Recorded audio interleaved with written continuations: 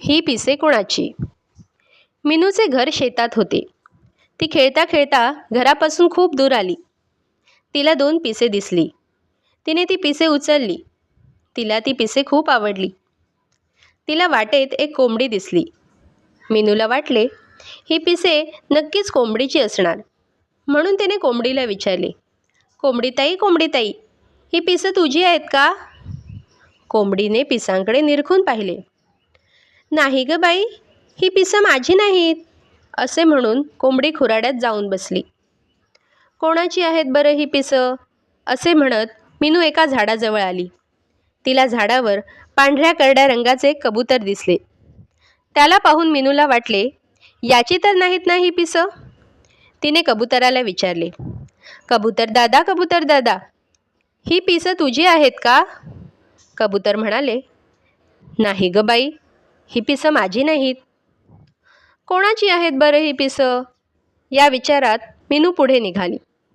समोरून आपला पिसारा सावरत मोर येत होता.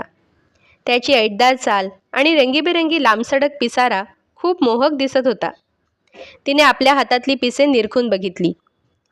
ही पिसे नक्कीच मोराची नाहीत हे तिला जाणवले. तरीही तिने मोराला विचारले, अरे मोरा, ही पिसं कोणाची आहेत हे तुला माहीत आहे का? मोराने पिसांचे निरीक्षण केले. तो म्हणाला, ही तर बदकाची आहेत. मिनूला खूप आनंद झाला. तिने मोराला विचारले, मला बदक कोठे भेटेल? मोराने बदकाचा पत्ता सांगितला. त्याचे आभार मानून मिनू पळतच नदीवर आली. नदी किनारी दाट झाडी होती. तिने बदकाला हाक मारली. बदक झाडीतून बाहेर आले. मिनूने त्याच्यासमोर हातातली पिसे धरली आणि त्याला म्हणाली, ही तुझी पिसं मला सापडली आहेत. मी तुला शोधत होते. ही घे तुझी पिसं. बदकाला मिनूचे कौतुक वाटले. बदक मिनूला म्हणाले, मिनू, तू माझी पिसं देण्यासाठी इतक्या दूर आलीस? म्हणून ही पिसं तुझ्याजवळच ठेव. एकदा पिसं गळून पडली की ती पुन्हा जोडली जात नाहीत.